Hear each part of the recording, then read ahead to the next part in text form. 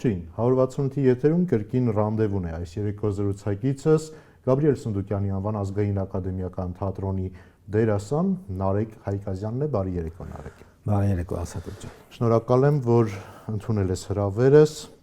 կինդ անցյալ անգամ զանգահարեց ու դու համաձայնեցիր բնական։ Դե տենց կրակն եք գցում էլի։ Ոչինչ, այսօր էլ մեկ ուրիշին կրակ գցենք, ինչպես ես։ Լավ, շատ լավ, շնորհակալ եմ։ Նարեկ, խոսելու ենք բազմազան թեմաներից, խոսելու ենք անկեղծ, ես իմ հյուրերին միշտ ասում եմ ջրից խմեք, որովհետև մեջը անկեղծության հեղուկ է լցրած, որ անկեղծ խոսանք մինչև վերջ։ Լավ։ Գալիս ենք ամենասկզբից մի կարծիք է ձևավորված, որ Նարեկ Հայկազյանը, ով գիտեք ինչ մեծամիտ, ինքնասիրահարված տղա է։ Տենց բան կա։ Նայած ում համար։ Իրականում տենց բան չկա։ Ինձ ճանաչողները գիտեն ինչքան անմիջական եմ, սիրով, միգուցե օտարների համար, որովհետև դե պատկերացրեք, հա, շատ լավ է, որ մարդիկ ճանաչում են, մոտենում են, շփվում եմ 1, 2, 3, 4, 5, որ շատանում են, բան ես լնում, չէ՞, դու էլ արդեն, հա, ուզում ես գնաս կամ ինչ որ դիրքի մեջ ես մտնում, արդեն անհանգիստ վիճակ է մոտդ, որտեվ մտածում են գոռոզ է կամ մեծամիտ է, չէ, հաստատ մեծամիտ չեմ, գոռոզ չեմ, ինձ ճանաչողները շատ լավ գիտեն։ Բայց գործի մեջ չի խանգարում այդ ձևավորված կարծիքը։ Դե չէ, որովհետև գործի մեջ գրեթե ճանաչողների հետ ես աշխատում։ Այսինքն հրավերների պակաս, առաջարկների պակաս չես ունենում, որ խուսափեն ասեն, դե ինքը գոռոզ է, իր հետ չշփվեն։ Եթե այդպես պիտի անեն, ուրեմն թող չհրավիրեն, որովհետև եթե միտեղ ինչ-որ մի բանի պակաս եմ ունենում, մյուս տեղը լրացնում եմ հաստատ։ Իսկ եթե գոռոզության համար պետքա չհրավիրեն, գոռոզ պատասխան եմ տալիս, թող չհրավիրեն, ես դրա կարիքը չունեմ։ Նարեկ, գնանք վաղ մանկություն։ Գնացինք։ Մանկության տարիներդ մեղմ ասած, այդքան էլ բարեհաճ չեն եղել։ Յուրաքանչյուրինս յուրաքանչյուրին ես հրաշալի մանկություն եմ ունեցել, հրաշալի, ու ինձ շատ է դուր եկել հենց այդ տարիների դժվարություններ հաղթահարող մանկությունը։ Ինձ էլ, ես լրիվ օքեյ եմ այդ ամեն ինչի հետ, բայց նայ 12 տարեկան երեխա, 10 տարեկան երեխա, որ զբաղվում է առևտրով, հացի հերթ է կանգնում, նավթանվեր ստանում, վաճառում է, որ գումար վաստակի, որ գնա տատիկին ու ընտանիքին օգնի։ Բայց այդ ամեն ինչը ասելով մենք հիմա ժպիտով, ուրախությամբ ու ջերմությամբ ենք հիշում։ Արի պատկերացնենք, դու այսօր 2 տղաների հայր ես, որ տղաներդ այսօր այդ իրավիճակում հայտնվեն։ Ոնց իրանք կապրեն։ Դե նայ Ասատուր ջան, իրանք չեն հասկանա դա ինչ է։ Եվ դա աբսուրդ կլինի իրանց համար։ Եվ այո, չեն կարող դա հաղթահարել, որովհետև իրանք ծնվել են այն ժամանակաշրջանում, որտեղ իրանց ափի մեջ տրվում է ամեն ինչ։ Իրանց ծնողները հոգում են ամեն ինչ այսպես պարզ է։ Մեր ժամանակ եղել է պայքար։ Իմիջիայլոց մենք վերջին այն սերունդն ենք, որը ունեցել է իսկական մարդկային փոխհարաբերություն։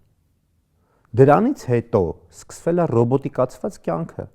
Մենք կախված ենք այսօր հեռախոսներից, մենք կախված ենք այսօր ինֆորմացիայից, հազար ու մի բանից։ Այն ժամանակ եւ թե ուզում էիր ինչ-որ մի ինֆո իմանայիր, հանրագիտարանը պիտի բացեիր, տառը գտնեիր, այդ տառով կարդայիր։ Եթե ով չգիտի,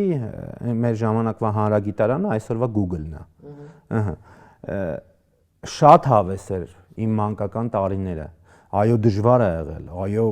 վախենալու է եղել, վախենալու դժվար է եղել, որովհետև գոյատևման խնդիր կար, ինքնահաստատման խնդիր կար, ով ուժեղեր ինքն էր ապրում, ով ուժեղեր ինքն էր առաջ գնում, բայց միաժամանակ, այո, այն որ ասում է խուլիգանական տարիներ էր, բայց դրա հետ միաժամանակ ամենադաստիարակված սերունդն ենք եղել, մեծին հարգել ենք, մեծին օգնել ենք։ Ես չեմ հիշում այդպիսի դեպք, որ օրինակ մեր բակում տարեց մեկը մտներ ու ամբողջ բակի երեխեքով չհարցակվեին, որպեսզի օգնեին իրան։ Մեկը տոպրակներ վերցնում, արդեն մնում էր գրկեին տանեին տուն։ Դա հրաշք չի։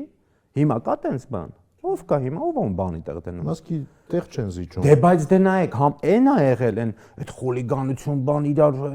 ահա որ տարիներ էր։ Գոյատևման խնդիր կար, մուտուցուր տարիներ, մարդիկ գումար չունեին, հաց առնել չէր կարող խանութից գնայր, մի հատ հաց առնեիր, ասենք մենակով ուտեիր։ Հա, չէ, կտրոնով կտրոնով էր 4 հոգի եք, կարող է հացը կիսեին, կես հաց ձեզ հասներ։ Սենց խնդիր կար ու պետք է գնա իր ես առավոտ 6-ին գնում էի հացի խանութ, հիմա չգիտեն այդ ինչ բան է։ Այն ժամանակ կար հացի խանութ, հենց։ Այո, մասնագիտացված։ Մենք գնում էինք առավոտ ժամը 6-ին գնում էի հացի խանութի դիմաց հերթ էի կանգնում, որ ժամը 9-ի կողմերը ինձ հաց հասնի, որ այդ հացը բերեմ տուն։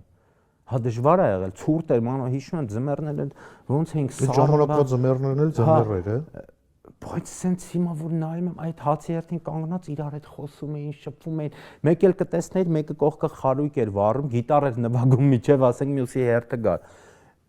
Այդ ինչ հավես էր, այդ ինչ լավ էր, այդ դժվարության հետ միասին այնքան ջերմություն կար,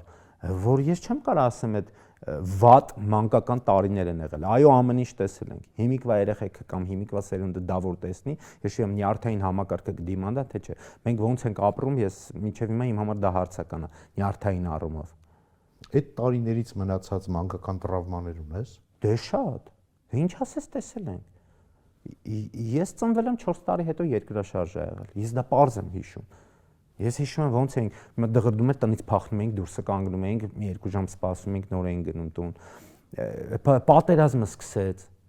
Մի տարի հետո 2 տարի հետո պատերազմը սկսեց։ Ես այնց բաներ եմ տեսել, չեմ ասում պրակատով ինչ էր, անունները չեմ ուզում տամ։ Էդ էլ եմ տեսել։ Հիմա ասում եմ, այդ սերունդը չի դիմանա այդ ամեն ինչը տեսնելով։ Իհարկե դրանք տրավմաներ են եւ կարող է այսօր դու մի փոքր նյարդային ես կամ չգիտեմ կամ ավելի զուսպ ես իմունիտետ ես ձեռք բերել։ Ես չգիտեմ ինչից, բայց դրանից ինչ որ մի բան եկել է։ Այսինքն կամ դրանից ինչ որ բան սովորել ենք լավ առումով, կամ ինչ որ հետ կա թողել տրավմատիկ։ Չեմ կարող ասել։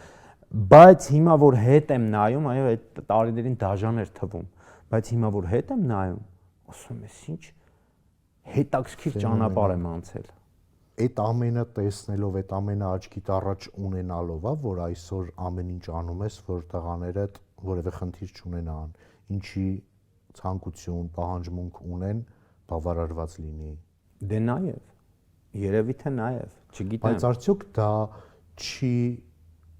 նպաստում, որ նրանց ձգտումներն այլևս այն աստիճանի վրա չլինեն։ Այդ մասին մտածել եմ, անկեղծ ասեմ, բայց դրա հակառակ կողմն էլ կա։ Ես իմ տղաների հետ նստում զրուցում եմ։ Ես իմ կյանքը պատմել եմ իրանց։ Ես նստում եմ զրուցում եմ եւ ասում եմ, «Այս հիմա որ քեզ տրվեց, դու չպետք է այդպես վերցնես ու հանգիստ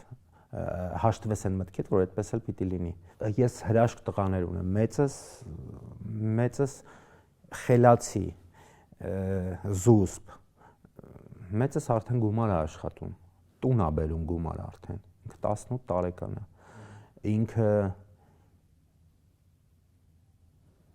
ինքը շատ բան է տեսել մեր ընտանիքում, լավ առումով դաստիարակվել է։ Ես իմ բոլոր սխալները կյանքում ինչ արել եմ, ես իրան ասում եմ եւ ուզում եմ, որ ինքը իմ փորձի վրա սովորի, ոչ թե գնա ինքը մի հատ էլ ինքը ոտը քարին առնի, որ հասկանա։ Ես իրան միշտ ասել եմ, այո, մարդը իր սխալների վրա պետք է սովորի, բայց արի դու իմի վրա սովորի, բալես։ Ինքը լսում է, փառք Աստծո իմ բախտը բերել է, փառք Աստծո Աստված ինձ տվել է այնպիսի զավակներ, ովքեր ինձ լսում են եւ հասկանում են։ Այդ առումով, չգիտեմ, երևի երջանիկ մարդ եմ։ Կրկին մանկության տարիներից խոսելով, մի անգամ նշել ես, որ 12 տարեկանում ինքդ ես միջնորդել, որ մայրդ կրկին ընտանիք կազմի։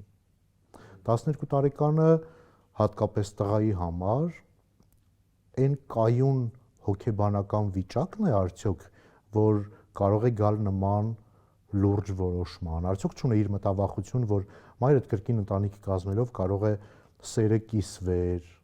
թե այստեղ տատիկի ֆակտորներ, որ տատիկը այնքան սեր էր տվել, որ դու այդ մասին չէիր մտածում։ Հիմա ասեմ, նախ ժամանակվա իմ 12 տարեկանը երևի թե հավասար էր հիմիկվա 18 տարեկանին, որովհետև այն ժամանակ, եթե 12 տարեկանը կամ 11 հիմա խաղալիքներով է խաղում, ես 12 տարեկանում գումար էի աշխատում ու կոպիտ ասած չեմ չափազանցնի, տպավորությունը թե ես լավ կյանք էի տեսել, այսինքն կյանք էի տեսել եւ մայրս ինձնից անգամ խորհուրդներ էր հարցնում։ Ես զրուցել եմ մամայի հետ, մենք նստել ենք, քննարկել ենք շատ եւ ես ուզում եի, որ ինքը երջանիկ լիներ, որտեղ ինքը 12 տարի ուղակի, չգիտեմ, առանց տղամարդ, երիտասարդ կին, ես արդեն հասկանում եմ, թե դա ինչ դժվար է, եւ ես հասկանում եմ, որ ամեն դեպքում իրան կողակից է պետք, եւ ավելի լավ է կողակից, քան թե տենց, չգիտեմ, մի հատ տղամարդ իրան սիրարվեր, հայտնվեր ու էլ վերջ։ Չէ, այդպես չէի հանդուրժի եւ չէի ցանկանա։ Դրա համար ես շատ ուզեցի, որ ինքը կրկին ամուսնանա, իր մեջ էլ ցանկություն կար։ Նախ ցանկությունը առաջինը իրանն է եղել, մամայինն է եղել, բայց մաման հաշվի առել իմ կարծիքը, այսինքն հանունից կարող էր հրաժարվել։ Եթե ես ասեի ոչ է լինելու, ինքը իր երջանկությունը կդներ մի կողմ, կլսեր իր տղային, բայց ես դեմ չեմ գնացել, ոչ թե ես այդպես 12 տարեկան ասեմ, դու պետք է ամուսնանաս, ինքն էլ գնացել ամուսնացել է, չէ, մարդը սիրարվել էր, կար մեկը, ով իրար սիրում էին, պարզապես եղավ քայլ, ինքը քայլ չէր անում, մինչև կոպիտ ասած չստանար իմ դաբրոն, այսպես ասեմ։ Նարեկ, դու այդ քայլին գնացիր, որովհետև մտածում էիր մամայի երջանկության համար, թե դու ուզում էիր կողքիդ ունենալ հայր։ Չէ, միանշանակ ուզեցել եմ մամայի, առաջինը եղել է մամայի երջանկությունը, որովհետև ես էլի եմ ասում, ես երբեք անբավարար չեմ եղել ծնողի առումով, իմ մաման իմ համար մամա էլ է եղել, պապա էլ է եղել, աղբեր, քուր, ամեն ինչ եղել է։ Էլ չեմ խոսում տատիկի մասին, այդ մասին շատ եմ խոսել, եւ պապիկս հորական պապիկս միշտ եղել է։ Տեսեք, պապան չի եղել կողքից, բայց հորական պապիկս ու մի հատ այդ ինչ տղա էր, որ ես գիտեք այնքան ցավ է, որ մարդու մահանալուց հետո ես գիտակցում ինքը ով է եղել։ Ինքը հզոր տղա է եղել, շատ ուժեղ տղա է եղել ու ես ուրախ եմ, որ ես իր թոռն եմ։ Իսկն տատիկիս ու պապիկիս կողմից շատ երջանիկ տենց տղա եմ եղել։ Չէ, ես միանշանակ մտածել եմ մամայի երջանկության մասին, ինձ ոչինչ կողքից պետք չի եղել։ Իհարկե, այդ պապայի սերը պակասը միշտ է եղել։ Ու մինչ օրս կապ չունի, որ ես 41 տարեկան եմ։ Հիմա երբեմն օրինակ նստում եմ ու նենց կուզեի պապաս ինձ փաթաթվեր, օրինակ հիմա նստեի զրուցեի։ Մամայի երջանկության մասին եմ մտածել, որտեվ ես արդեն ինձ համարում էի տղամարդ։ Ես արդեն ինձ համարում էի մեկը, ով պիտի մենակ իր կյանքը հարթի։ Կապ չունի ծնող, այս դեպքում այո, նաև ծնողների օգնությամբ չես կարա ինչքան էլ գլուխ գովաս մենակ չես կարա այդ տարիքում, բայց ես այդ տարիքում ինձ զգում էի իբրև տղամարդ։ Եվ այս տենց էլ շարժվում եմ, ես աշխատում եմ, ես սովորում եմ, ես ինչի մեջ ասես կայ էլի սենց։ Եկավ շրջան արդեն, երբ դու էիր կատարել քո ընտրությունը ու պիտի արդեն ընտանիքի կազմեիր։ Այդ մասին բազմաթիվ անգամներ առիթ եղել է, խոսել եք, պարզաբանել եք, ներկայացրել եք իմ տաղավարում հնարավորություն եք ունեցել Ծովինարի հետ այդ ամենը քննարկելու, բայց այսպիսի մի հարց եմ տալու։ Ուզում եմ նաև քո տեսակետը, քո կարծիքը լսել։ Մշտապես տարբեր հարցազրույցներում դուք այսպես կոչված անոնսում եք, որ ձեր միության դեմ կար մի մեծ խոչընդոտ ու բազմակետեր եք դնում։ Այդ մասին այլևս չբարձրաձայնելով։ Ես նախորդ անգամ նաև այս հարցը հղեցի Ծովինարին։ Ինքը կրկին ասեց, այո, թողնենք այդ բազմակետերը, դե Նարեկը գա, Նարեկի հետ խոսեք այդ մասին։ Ի վերջո, ինչի մասին էր խոսքը, Նարեկ, որ գիտենք, բոլորը դեմ են եղել բացի քո մայրիկից, բայց դրան ասելուց հետո միանգամից նշում եք, որ նաև կար մեկ այլ խոչընդոտ։ Ինչի եմ հարցը բարձրացնում։ Խոչընդոտ չէր, խոչընդոտներ։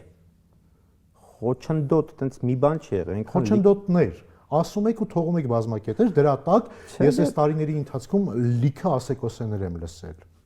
Լիքը տարբեր տարաբնույթ խոսակցություններ, որը կարծում եմ հենց այդ ձեր բազմակետերի պատճառով է եկել։ Չէ, նայ, հիմնականում Ասատուր ջանը կապված է եղել իմ անձի հետ։ Այսինքն ես շատ անգամներ հիմնավորել եմ, որ ես այդպեսին չեմ եղել եւ եթե այդպեսին էի, ապա արդարացված էր։ Հիմնականում այդ ամեն ինչը կապված է եղել, այսպես ասած, ինձ կոչում էին բաբնիկ։ Ես այ օրը մի աղջկա հետ էի այդ տարիներին։ Եվ ես չգիտեմ դրան ինչ անվանեմ, դա, այսինքն այդ մասին չենք սիրում մենք խոսել, բայց դա նորմալ է, թե նորմալ չի։ Տղամարդ, տղա, ով մենակ է եղել, ու կներեք չի սիրահարվել, իրան թվացել է թե սիրահարվում է։ Եվ դա նորմալ, ինձ թվացել է, ես սիրահարվում եմ, ես իմիջիալոց ասում ես երբեք ոչ մի աղջկա չեմ խաբել։ Հա, ու իհարկե երևի կարող կողքից նայելուց նորմալ չի եղել, որ ամեն օր մեկը, ու իսկապես այդպես է եղել, ամեն օր մեկը, դե կողքից վատ էր նայվում, կողքից գիտեք իմ անձը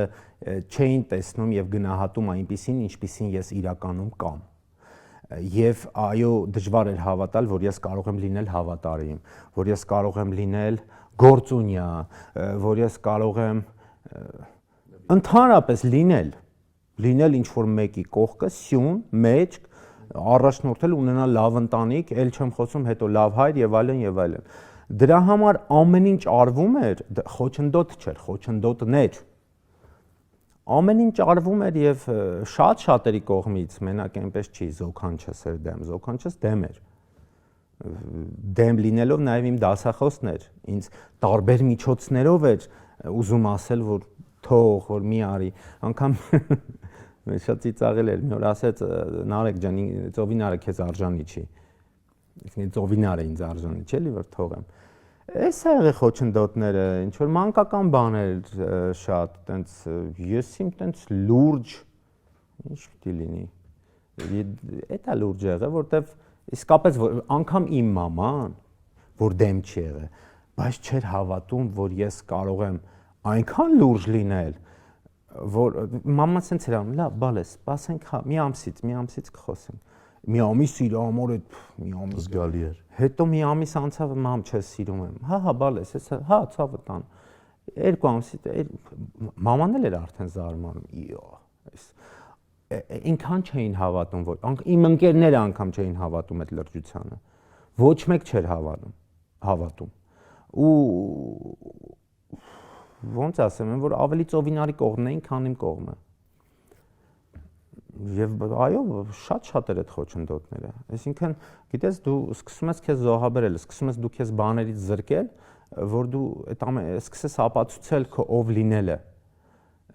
Որովհետև այդ վաղտով գիտեր, որ ես օրինակ 12 տարեկանից աշխատել եմ։ Ոչ մեկ, հետո ինստիտուտի տարիներին դա չէր լինում։ Անհնար էր աշխատել, որովհետև առավոտից իրիկուն դու թատերական ինստիտուտում դու սովորում ես, մենակ սովորում ես։ Եվ այո, ես այդ շրջանում գումարել չեմ ունեցել ընդհանրապես գրեթե։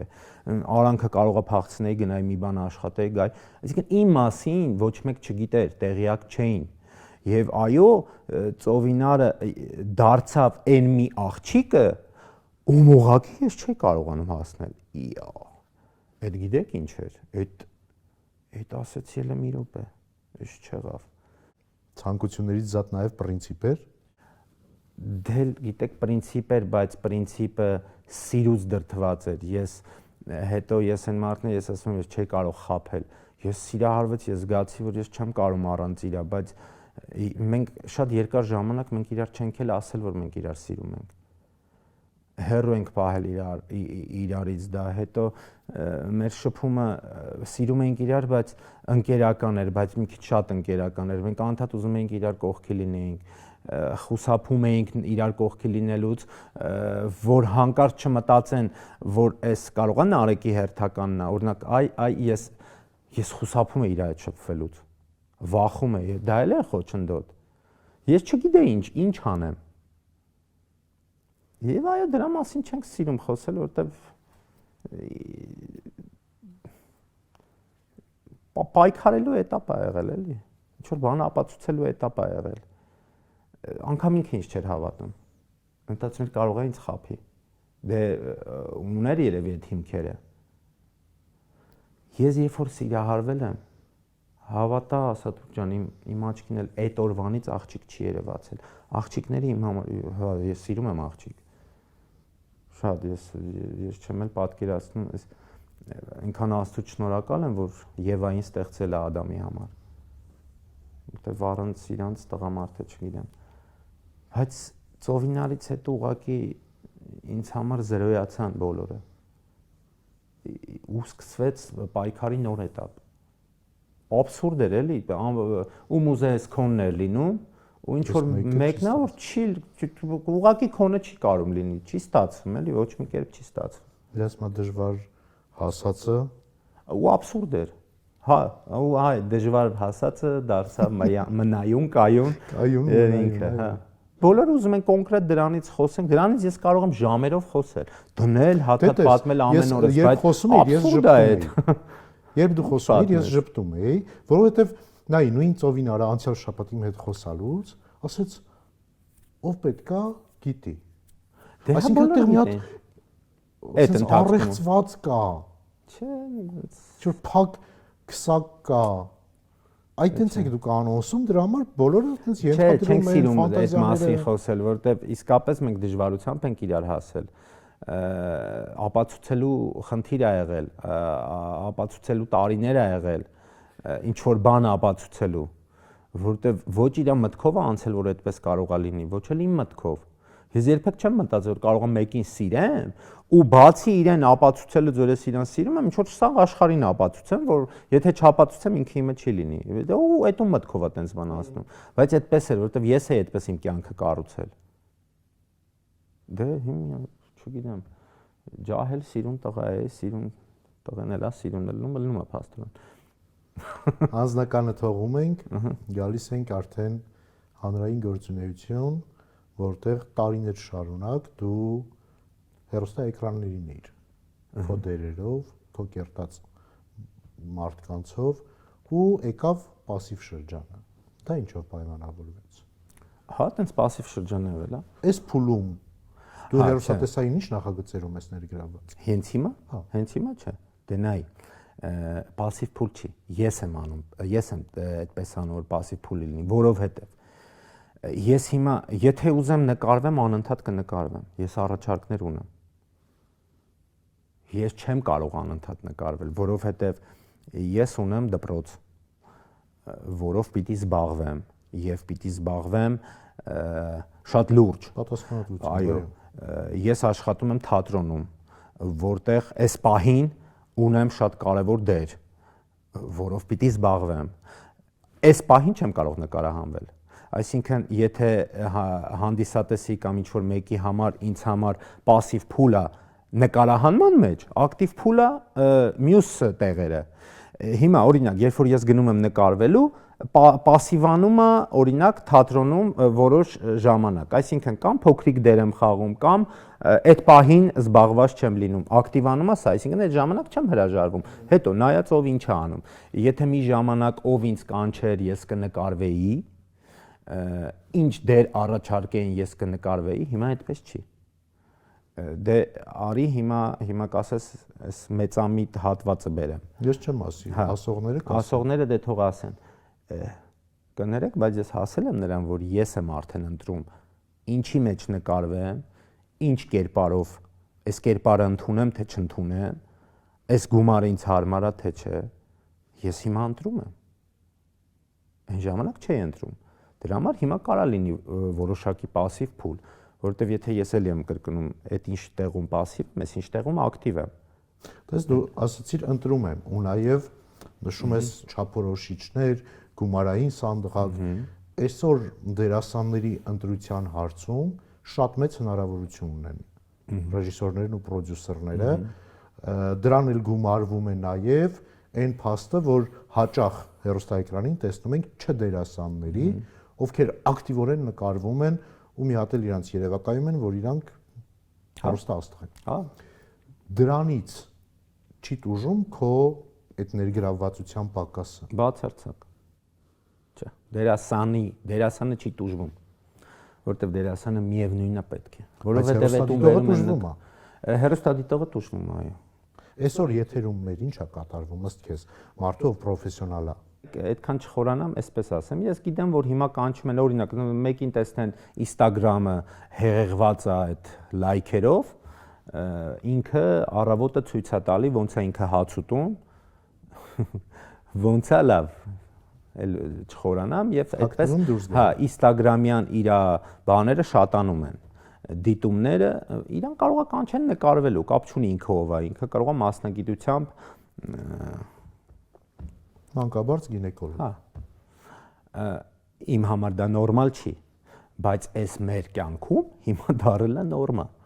Ես չեմ տուժվում, եթե ես պետք եմ, ինձ կանչում են եւ ինձ չեն կարող կանչել իր գումարով, այնինչ իրան են տալիս, եւ չեն կարող ինձ հետ աշխատել այնպես, ինչպես իր հետ են աշխատում։ Իսկ կարող են քո կողքին իրենք աշխատել։ Դե կարող են, բայց դա օրինակ ես հարցնում եմ։ Ես հարցնում եմ ում հետ եմ նկարվում։ Փառք Աստծո, ես էլի եմ ասում, ես վերջին շրջանում Ելենայի մոտ եմ նկարվել, շատ Արշակյան։ Փառք Աստծո, Ելենայի իր մոտ գրեթե բոլորը, երևի գրեթե չէ, բոլորը դերասաններ են, պրոֆեսիոնալ թիմ, պրոֆեսիոնալ անձնակազմ եւ այնտեղ ես գերագույն հաճույք եմ ստանում։ Հայ այնտեղ ես զբաղվում եմ իմ գործով։ Դրա համար օրինակ կարող է ինձ հրավիրեն միտեղ, ես հարցեմ ով է նկարվում։ Եթե ասում են, «Էս ինչ, որ ես հասկանում դերասան չի», շատ գեղեցիկ ասում եմ ոչ։ Կարող է չպարզաբանեմ, որ գիտեք դերասան չի, դրա համար չեմ գալի, ես ասում եմ ես զբաղված եմ, չեմ կարող, վերջացավ։ Որովհետև ես հիմա դրա կարիքը չունեմ, եթե կան մարդիկ, որոնք հանուն փողի կգնան եւ իրանց չեմ մեղադրում, ես դրա կարիքը չունեմ։ Ամեն դեպքում ես հանուն փողի չեմ գնա անեմ, այն ինչ էս պահին ինձ հաճելի չի։ Այսինքն եթե կա չդերասաններ, հետո գիտես ինչ, էդ էլ ասեմ, նա էս չդերասան։ Չդերասաններ կան այնքան խաղացին, սկսել են խաղալ։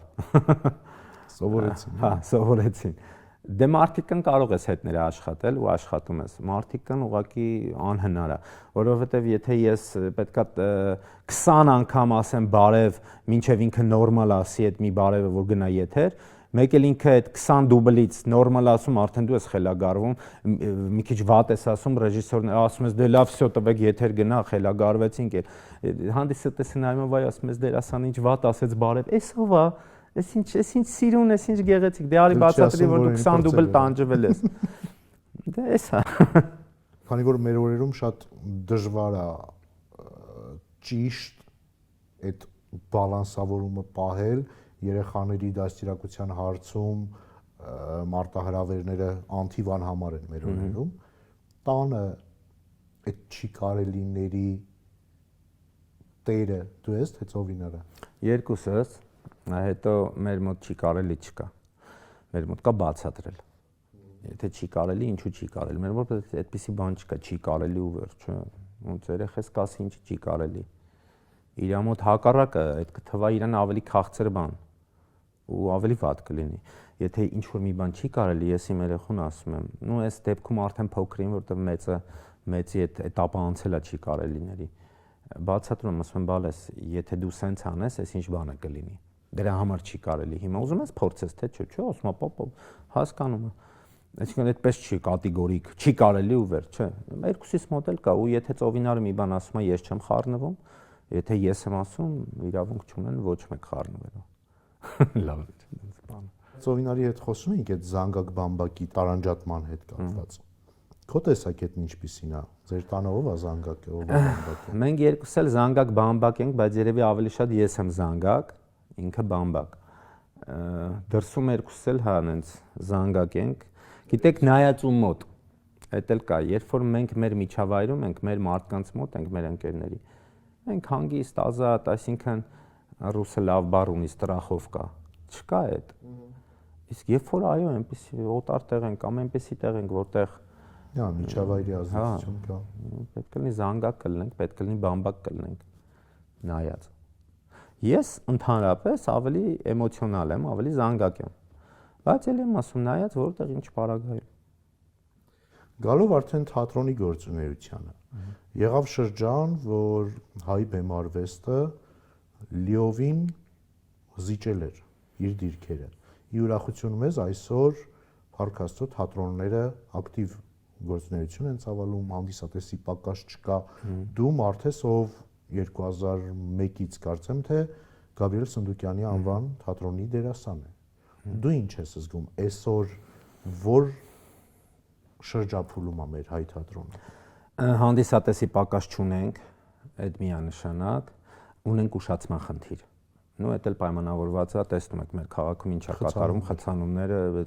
աննկարագրելի է։ Անգամ երեկոյան 7-ին էլ սկսում ներկայացումը, հիմա 7:30 է սկսում, որ հանդիսատեսը հասցնի։ շատ լավ աշխատանքային ընթացքի մեջ ենք, այս պահին էլ բեմադրություն է գնում նոր եւ մանկական ներկայացում է բեմադրվում նոր տարուն երեխաները կունեն հնարավորություն վառ գույներով ներկայացում դիտելու եւ Շեքսպիր են անում հիմա, երևի մարտ ամսին կլինի պրեմիերա, Արմեն Էլբակյանն է բեմադրում, այսինքն բուրըն լավ, այսպես գործունեությամբ կրակոտ շրջան է հիմա։ Չէ, թատրոնում ամեն ինչ շատ լավ է։ Գիտենք, որ ամբողջ աշխարհում է, հա, այդպես։ Թատրոնը չի կարող լինել իր ամենալավ շրջանում, եթե դրան նպաստող հանգամանքներ չլինեն, որոնցից առաջինը պետության դերն է։ Այսօր պետությունը բավարար ջանքեր գործադրում է թատրոնի զարգացման, ել ավելի լավարկման գործում։ Նայեք, ես գիտեմ, որ հիմա որոշակի բան է փոխվել այն առումով, որ ինքնաֆինանսավորումը մի քիչ տնօրեններից է ավելի կախված թատրոնի այդ լավ աշխատանքի ընթացքը։ Ես չգիտեմ դե ոնց է արվում, ես դրան չեմ տիրապետում, բայց եթե օրինակ ինչ-որ բան չի տալիս պետությունը, հայթայթում է տնօրենը։ Նու այսպես գիտեմ, էլի չգիտեմ դա ստույգ է թե չէ, բայց մոտավոր այսպես է, նու մեր թատրոնում ամեն դեպքում իմ տեսածով եմ ասում, դրա պակասը ոնց որ թե չկա։ Այսինքն ամեն ինչ շատ լավ է, մեր տնօրենը հայթայթում է, գտնում է, բերում է, ամբողջ թատրոնը կառուցել է, հիմա շատ գեղեցիկ է դարել մեր թատրոնը, գրեթե անկյուն չի մնացել, որ այսպես ասեմ, վերանորոգված, սարքված չլինի։ Ես չգիտեմ այդ ինչ կերպ է պետությունը անում։ Իհարկե ես այդ իմ ցանկությունն է, ես կուզեմ, որ պետությունն իր բոլոր ջանքերը այսպես թատրոնի համար չխնայի ոչ մի բան, բայց նաև հասկանում եմ, որ դե այս պահին մանավանդ թատրոնով չի միայն սահմանափակվում կյանքը, շատ այլ հարցեր կան ավելի կարևոր, չգիտեմ, բանակաշինություն եւ այլն եւ այլն։ Բայց իհարկե կուզեմ, որ թատրոններին ավելի լավ նայեն, որովհետեւ թատրոնը կենթանի արվեստ է եւ կենթանի արվեստը ներկայացնում քո մշակույթը աշխարհում, քո դեմքը եւ ես գիտեմ էտել, որ համաշխարհային մասշտաբով մեր թատրոնը, մեր դերասանները, մեր բեմարվեստը, թատերարվեստը արի մեծամիտ չհնչի, բայց մենք ոչ մեկին էլ չենք զիջում։ Գիտեք, ուղղակի ինչ որ միտեղ շատ են վարձատրում եւ նրանք լավ են ապրում, այո, իրանց կարիքները փոխում են, մեր մոտ այդ չկա։ Բայց մեր մոտ էլ կան նվիրյալներ, մեր մոտ էլ կան անձնուրաց աշխատողներ, այ հետաքրքիր մի հատ բան ասեմ, տարիներ առաջ մենք փորձի փոխանակում էինք անում Ռուսաստանում ինչ որ միտեղ, էդ էլ հիմա չեմ ուզում այդպես ասեմ, կարող այդ մարդիկ չեն ուզում լսել կամ որ բարձրաձայն լուսաբանվի, բայց ասեմ, այդ փորձի փոխանակման ժամանակ մենք էինք եւ տարբեր երկրներից դերասաններ։ Ուրեմն այո, տեխնիկապես զիջեցինք։ Տեխնիկապես հոն, այդ ինչ էին անում, այդ ոնց էին իրանք իրանց վրա աշխատել։ Մենք դրա ժամանակը չունենք։ Բայց հուզական աշխարհով եւ էմոցիոնալ վերապրման արվեստով, որ դերասանը պիտի վերապրի, իրանց բերանները կախեր մնացել։ Ասում են դուք էս ինչ եք անում։ Հավասարը չունեին։ Մեզ ասում էին, էս ինչ բանը խաղացեք, այստեղ պետքա չգիտեմ, լացեք, էս ինչ անեք, այն ինչ անեք։ Ախպեր անում էինք։ Իրանց որ ասում են լացեք, իրանք ասենց են, որ վարքյանին, որ ժամին, որ աչքից եք ուզում արցուն գա, ու մենք ասում ենք հիմի որ հուզվեմ, ես ինչ իմանամ, որ աչքից։ Այ իրանք դա անում են տեխնիկապես։ Թույն։ Բայց դե այդ չի էլի։ Մենք այդ զգացողական աշխարհով գլուխս բարձր կարող եմ ասել, առաջիններից ենք։ Դե մեր մշակույթը այնպեսի ուժ ունի, արեք, որ անգամ օտարազգին, ով չի հասկանում հայերեն, այնուամենայնիվ հուզվում է։ Դե, որովհետև տեսնում է էմոցիա։ Ի պատիվ մեր արտիստների։ Միանշանակ, ի պատիվ մեր արտիստների, մեր ուսուցիչների եւ այդպես շարունակ։ Մեր արտիստները բավարար չափով, հատկապես թատրոնում գործունեություն ծավալող, այն չեմ վախենա ասել, նվիրյալ արտիստները, ովքեր այդ չնչին աշխատավարձով աշխատում են, բավարար չափով գնահատված են։ որտեղ, ինչ առումով, այս սրանք հարցեր են։ Տես, վերջին շրջանում կան հարցեր, որոնց հետ ես հաշտ չեմ, ու մշտապես իմ հյուրերին տալիս եմ այդ հարցը։ Արտիստը, ով աշխատում է այդ աշխատավարձով, այդ հոնորարներով, չունի որևէ ընդլայնող կամ ոգևորող այլ ֆակտորներ, ուներ մի ինստիտուտ, կոչումների ինստիտուտ, դա էլ հանեցին։ Դու դրա հետ ո՞նց ես հաշտես։ Չէ, ես դրա հետ համաձայն չեմ, ես կարծում եմ, այդ իմ սուբյեկտիվ կարծիքն է, որ կոչումը պիտի լիներ, որովհետև շատ հավես էր դրան ձգտելը, հասնելը, որ հեսա դու էլ պիտի ստանաս։ Մոտիվացիա էր, Միանշանակ։ Մենակ կոչումները չէր, մինչև կոչումները 1000 բաներ կար, չգիտեմ, պատվոգրեր, մեդալներ, նու արդեն վաստակավոր արտիստ, հետո ժողովրդական դու ձգտում էիր դրան, դու գիտեիր հանուն ինչի ես աշխատում։ Հիմա աշխատում ես հանուն սիրո, հանուն քո նվիրվածության։ Ես չգիտեմ որն է ճիշտ, որը սխալ, ես չեմ ուզում դրա մեջ մտնեմ, այդքան խորանամ։ Ինձ համար, գիտե, այն որ եկավ մեր վաղթը, որ արդեն մենք պետք է ստանայինք, դուրս եկավ։ Դե լավ, դե արդար չի էլի, չգիտեմ, որ ասում են, գիտեք, ոչ թե կոչումները պիտի դուրս գար, այլ այդ կոչումները արժանի պիտի տային։ Այ դա պիտի մտներ։ Այդ կոչում, այո, այնքան մարդ ստացավ կոչում, որ ինչ կապ ունի այդ կոչման հետ, եւ այսօր բռնեցին, հանեցին այդ կոչումը։ Դե բա ինչ անեն։ Բայց եթե այլ հակառակ կողմը նայենք դրա։ Պատճառաբանությունն է, որ հավասարություն լինի, այսինքն մարդը, ով չունի կոչում, ճնշվում է կոչումավոր արտիստի կողքին գործունեություն ծավալեցնում։ Դու հիմա մարդ ես, ով աշխատել է Վարդուհի Վարդերեսյանի, Ժենյա Ավետիսյանի, Ազատ Գասպարյանի, Ջանի Բեկյանի հետ դու քեզ նվաստացած էիր զգում, թե ավելի փառավորված որ ուրիշ բան ասեմ, պատկերացրեք այդ մարդիկ կոչում չունենային, իրանք իմ հետ հավասար է։ Իհարկե ոչ։ Այդ մարդիկ վերջ բան են ստեղծել ու գիտեք ինչ, այդ թատրոնում դա կա, պիտի լինի իմ կարծիքով եւ այդպես էլ պիտի շարունակվի։ Ժողովուրդ չեն կարող դերասանները հավասար լինել։ Այո, ես իմ սերնդի մեջ լավ հավասար, բայց ինձնից արդեն մեծի, որը ունի վաստակ, կապ չունի, ես կարող եմ իմ տարիքում ավելի շատ դեր խաղացած լինեմ, օրինակ, քան ինձնից 10 տարի մեծը։ Դե հիմա, այդպես է ստացվել, երկուսից բախնել, իրա բախտը, այնպես է վերել իմը այսպես։ Բայց ես որպես Նարեկ Հայկազյան, ես գնահատում եմ իրա վաստակը եւ ես ինձ իրան հավասար չեմ համարում։ Հիմա այդ կոչումը լինի չլինի, ես մեկը իրան հավասար չեմ, ինքը ինձնից բարձր է լինելու։ Ինձ համար ես այդպես եմ դասյարակվել։ Երբ որ մենք գնում էինք ծխարանում թատրոնի կանգնում էինք 20 տարի առաջ, Վահե Սուրենիչը մեզ ասում էր դուք ով եք ստեղ կանգնել եք այս մեծերի կողքին։ Հələ բայց մենք ենթարկվում էինք դրան, այո, մենք ով էինք։ Հիմա մենք 10 տարի խաղացել ենք մասսայական տեսարաններում, կարող է վատ հնչի դեկորի դուբլոր։ Եվ մեր առջև խաղում էին այդ գիգանտները, որ այսօր չկան։ Ու մենք պատրաստ էինք դրան։ Ես հիշում եմ, ես մի հատ բար ստացա, ուրեմն մեր բաժին ուրախության մեջ բմբուլ էինք խաղում, Սիրամարգի բմբուլ։ Եվ այնտեղ մի հատ բար ստացավ, այսօր ինչն ասեց կմտնես, գլուխ կոնձի կանես, աթոռը կվերցնես, կասես ալե հոպ ու դուրս կգաս։ Այդ ալե հոպի համար քեֆ ենք արել։ Կուրսով քեֆ ենք արել, որ ես ալե հոպ պետք է ասեմ։ Իսկ հիմա հələ գնա մի հատ էս նոր սերնդից ինչ որ մեքենա ասամատի բեմ ասա ալե հոպ։ Իա կասինո։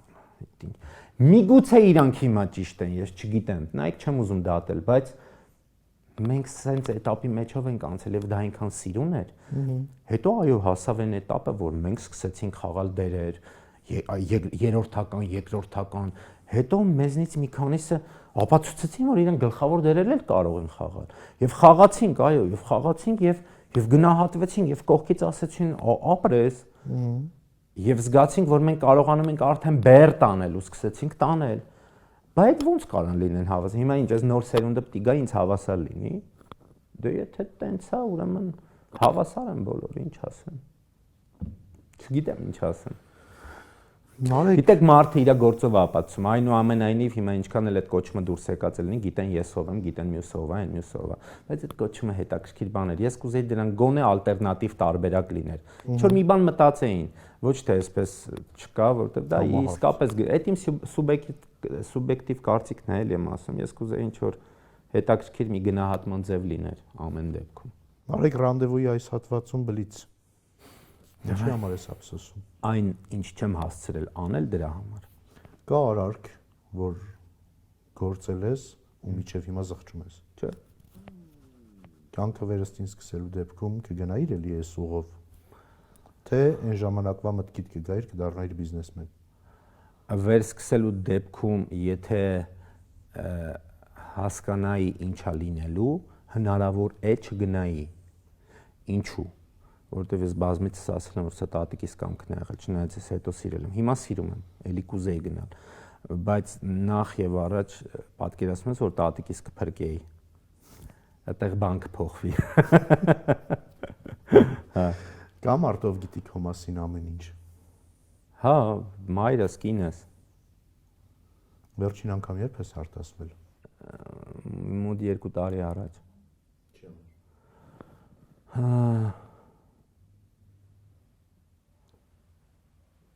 Նու տենց հիմնականում անձնական,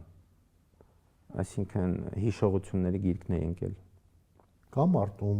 այս պահին կուզեիր ինչ որ բան ասել, բայց ցավոք չես հասցրել, մեզ հետ չի այլևս։ Հա, տատիկիս ու պապիկիս։ Ինչ կասեիր։ Վայ, ոնց կասեի, որ իրանց շատ եմ սիրում, իրանք միշտ ճիշտ են եղել։ Ամեն առումով ներողություն կխնդրեի իմ կյանքի այն էտապների համար, ինչը չեմ հասկացել իրանց առումով եւ պահել եմ ինձ կամ գործել եմ այնպես, որ չպիտի գործեի, որ չպիտի այդպես անեի։ Հա, շատ բաներ կփոխեի, շատ։ Ես հիմա շատ բան եմ հասկանում։ Ես հիմա նաեւ հասկանում եմ, որ այն ժամանակ շատ բան չեմ հասկացել։ Չնայած լինելով հետաքրքիր է, չէ, հասում։ Հա։ Նարեկ կրկին զուգահեռ տանելով իմ նախորդ թողարկման հետ Ծովինարն ասում էր, որ պահին Նարեկը ասի այլևս չեմ ուզում խաղաս, ես առանց ինչուների չխաղամ այդ որոշումը։ Որ դեպքում Ծովինարին կասես մի խաղա։ Հիմա եթե հարցը տայք ինձ 20 տարի առաջ կասեի, հիմա այդպեսի դեպք չի կարա լինի, որտեվ մենք այնքան կազմավորված ենք եւ գիտենք ամեն մեկս ինչ պիտի անենք, մեր չափը եւ այլն։ Դրա համար հետ ինչ դեպք պիտի լինի, որ ասեմ մի խաղա։ 41 տարեկան եմ, կայացած տղամարդ, ով իր ընտանիքում ունի ամեն ինչ, իր խոսքը, իր դիրքը եւ իմ կինն էլ հո երեխա չի կոպիտ ասած երեկվա լակոտը չի ինչ որ ինչ պիտի անի, որ ասեմ մի խաղա, այդ տարիքում ինչ պիտի, այսինքն ինքան ճիշտ է, ինքան ինձ գիտի, ինքան իր չափը գիտի, ինքան գիտի ուր պիտի գնա, ուր չպիտի գնա, ինչ պիտի անի, ինչ չպիտի անի։ Մենք այդ մասին իհարկե ոչ այդպեսի բան չի կարող լինել։ Հետո մի հատ հետաքրքիր բան։ Հակառակը։ Ես իր ամեն ինչին տեր եմ։ Ինքը չպիտի ջանք խնայի, որ այնպես անեմ, որ վատ չլինի։ Եթե մի բան էլ անի, որ վատ է, ես կանգնած եմ, այդով կարա ինչ մտածի եւ անի։ Դե լավ էլի։ Նարեկ ռանդևուի հերթական ռուբրիկան եկավ, ու դու պիտի առաջարկես իմ հաջորդ հյուրին։ Վայ, ես մոռացել էի դες բանի մասին։ Կարամ զանգեմ Ստեփանին։ Դե բեր զանգ։ Անար ջան։ Իմ ախպեր, էլի բարև։ Այսօր իրար տեսել եմ։ Մերեմ ջանիդ, մի քիչ քեզ անհարմար վիճակի մեջ չդնեմ, նայի ինչա հիմա կատարում։ Այս պահին ռանդևու հաղորդման հյուրն եմ Ասատուրի մոտ ու նայի ինչա ֆորմատը նենցա, որ հաղորդման վերջում պիտի զանգես ինչ որ մեկին, ում կուզեիր, որ այս հաղորդմանը գա էլի հյուր։ Հա, դրա համար հիմա ես քեզ եմ զանգել, ցավը տանեմ։ Կարողա ցանկություն ունենաս մյուս շաբաթ ռանդևուի հյուր լինես Ասատուրի մոտ։ Մենք ունենք այդ ցանկությունը։ Իրանք ունեն այդ ցանկությունը։ Ունես։ Okay։ Всё ցավը տանեմ։ Ուրեմն քեզ քո հետ կկապվեն եւ արդեն մնացածը կասեն, շնորհակալ եմ շատ կներեց, որ անհարմար վիճակի մեջ դրեցի։ Բացեցի ապրած ջան։ Ես է։ Դավա ցավը տանեմ, դավա։ Շնորհակալ եմ։ Տեսա դու ասում ես անհարմար դրության մեջ ենք։ Դե ես քիչ պատկերացնում եմ, էլի կարող է հիմա մարդը ուրիշ պլաններ ուներ, մեկ էլ հոպ։ Դե ոչինչ, օրը մենք կփոխենք, կհարմարեցնենք, որի հետ կապված։ Շնորհակալ եմ կկապվեք հետը։ Ես եմ շնորհակալ ասած։ Անկեղծ ջերմ զրույցի համար եմ շնորհակալ, քո տեսակի համար եմ շնորհակալ։ Հուսով եմ այս հաղորդումով եւս մեկ անգամ եկանք փաստելու, որ դու ոչ գոռոզի, ոչ ինքնասիրահարվածի հետ կապ չունես։ Չէ։ Բեղմնավոր աշխատանքային գործունեություն եմ։ Շնորհակալ եմ։ Հիշեցնեմ, որ այս երեկո զրուցակիցս Գաբրիել Սունդուկյանի անվան ազգային ակադեմիական թատրոնի դերասան Նարեկ Հայկազյանն էր։ Իսկ դուք շարունակեք հետևել 168-ին, կհանդիպենք։